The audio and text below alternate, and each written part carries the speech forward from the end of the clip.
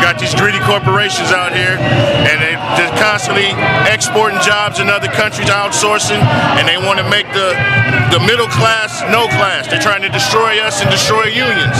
It's wrong. The rich stay rich and we have to struggle. It's not fair. And who do you work for? I work for the world's largest telecommunications company, AT&T.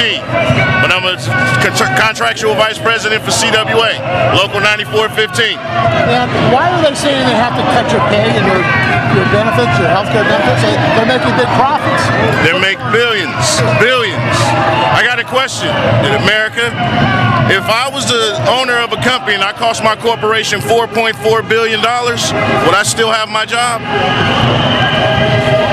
So what's going on? What's going on in this country? How can a CEO cost his company $4.4 billion and still keep his job? But then they come after me for my health care and want to charge me to park on company property and all the things like that. It's unfair.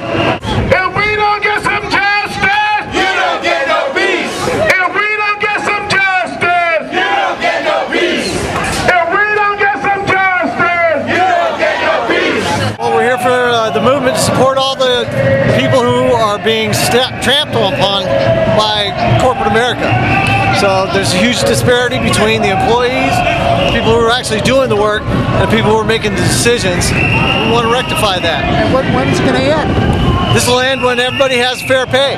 How is that going to happen? Movements like this. The opposite direction. This is the start. We're going to turn things around. Union presidency in America right now is 7%. It's at an all-time low. We're going to turn that around. We're going to bring it back to where it needs to be. 1960s is when America hit its prosperity mark. Unionism was at a high at that point, 30%. We're going to turn this around. We're going to bring the money back to where it belongs, back down to the middle class, which is where the true power is. So that's what we're here for. We're here to get that message out. We want our fair share. We're not here to kill the golden goose. We just want our fair share of the eggs. And what local are you with? I'm with Local 9431, CWA out of Auburn. So the company says they can't afford to pay your health care and your other benefits. You don't believe that? Not at all. Not at all. A company that makes billions and billions of dollars and they can't afford to pay for my health care. I've got to pay more for it. You know, I've got a family to feed. I understand they're here to make money. We all want them to be profitable. We just want our fair share. We're the ones who actually make the company work. I'm here with Young Workers United and the Progressive Workers Alliance. We represent low-wage workers in communities of color, and we're here because we understand that if you don't raise the standards and protect the ground floor for just low-wage workers, then you can't really talk about protecting union jobs. And so we're here to stand in solidarity with union workers and with the janitors who are in a struggle to gain a contract which treats them fairly and with respect and dignity on the job.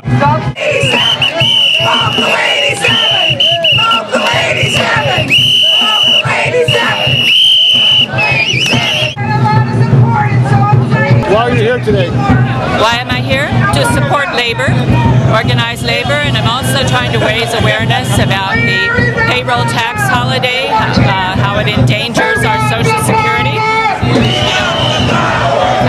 Why are the Democrats supporting the payroll tax? Well, not all the Democrats did. Nancy Pelosi is. Nancy Pelosi said it was the right thing to do, and she's wrong. It endangers Social Security by cutting the funding stream for Social Security. And it made, for the first time, it linked Social Security to the deficit. It was not linked to the deficit before, but now they borrowed money and enlarged the deficit to make up for the tax cut, when they should have raised the cap. They should have raised the cap. That was the solution. Here's what Senator Harkin had to say, and he explains the whole thing. So, he's a good Democrat. Communications Workers of America. My name is Linda. What are the issues that are concerning today? Dignity in pay, health care, pensions, and fair contracts. What are they telling you? What are these companies telling you? They tell us that they don't have enough money and they can't spread it around, but yet when they report their profits, it's in the millions. Is that a double standard? It is a double standard. I think they need to be a little bit more honest with everybody.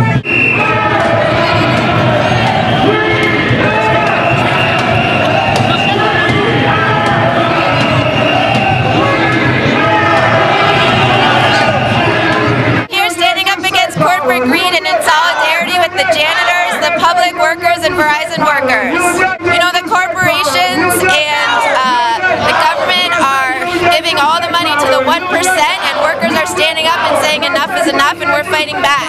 Workers are out here fighting for fair contracts. Protest corporate greed by Verizon and AT&T. Are you a telephone worker? I am. Where at? Here in San Francisco. And what are the companies saying to you? We have to pay for everything, and they want us to start paying for parking tickets and everything else. We can't. Today I just got 2 tickets. It was half my day's pay. How can I possibly make a living when the company won't pay us for anything anymore? What do they want? It sounds like they want slaves. Pretty much. Pretty much. What's your name? Paul. Thank you. Bring jobs back to the United States, support labor. What's your name? Joanne Sargentini. And what do you mean jobs back to the United States? Well, I work for AT&T, and they're sending our jobs overseas to like Bratislava, to the Philippines, and any country where they can get cheap labor, and we want them back. Thank you. And we want a fair contract, also Verizon and AT&T. AT&T is in bargaining right now. What are they telling you? They're telling us that we're not worth a shit. Oh, I'm the 1%. How are they doing? How are the 1% doing? Oh, everything's fabulous. I don't see what the fuss is all about. So these people aren't really having any cause, you know, it's just... I'm making more money than ever. I don't see what the problem is. The billionaires are doing great. Life is fantastic. I'm sorry, what? To support my local union. And what union is that? CWA, Local 9415. And what's the issues? The issues are we are the 99. We're tired of being stepped on by corporate greed. AT&T says they don't have enough money to pay you? You don't believe Oh, yeah, all of a sudden, but they get to have jets and luxurious houses and offices with everything they could ever want, and we have what? Broken down buildings that are falling apart, so yeah. Of the CWA. I'm from the University Technical and Professional employees, and we're up at University of California, San Francisco. One injury to one is an injury to all, and we all have to stand together.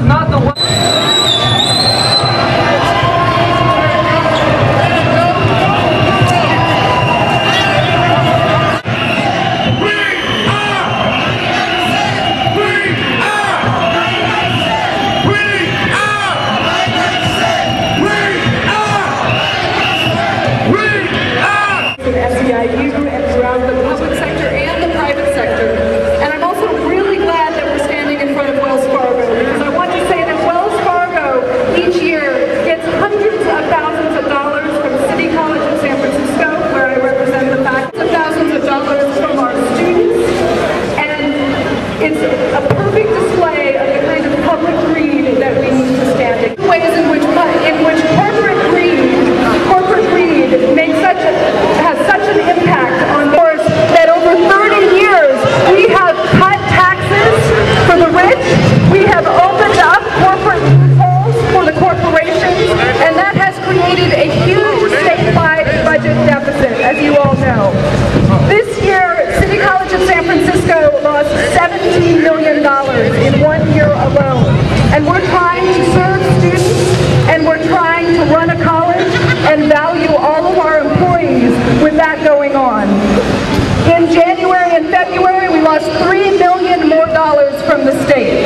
And so almost 100 classes have been cut, students have been thrown out of classes, and employees have had to go into emergency bargaining situations to take furlough days and pay cuts just to get through the end of this year. Is that what we want to see happening in public education? I believe that community colleges really are the colleges of the 99%. We serve San Francisco here at City College of San Francisco. We serve the unions, we serve working families, and we are a place that San Franciscans can come to really access affordable, quality education. 25 years ago, that education was free to anyone who could benefit. Right now, it's $26 a unit. Starting this summer, it will be $36 a unit.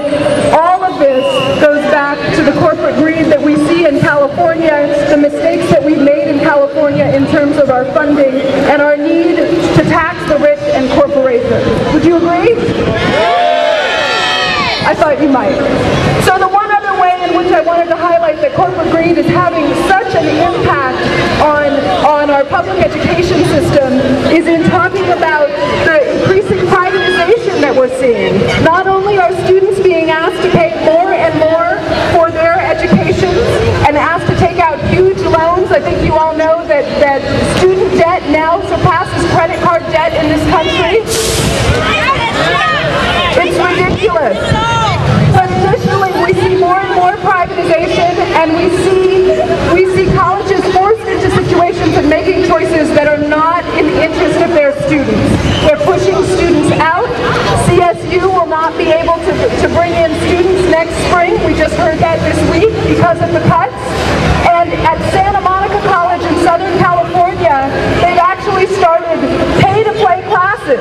If you have the money, you can get into a class, a high-demand class, but if you don't, unless you're willing to take out a loan and pay $600 to $800 a class, you may not get that class. This is absolutely the worst idea I've heard about public education and what it is we do in years.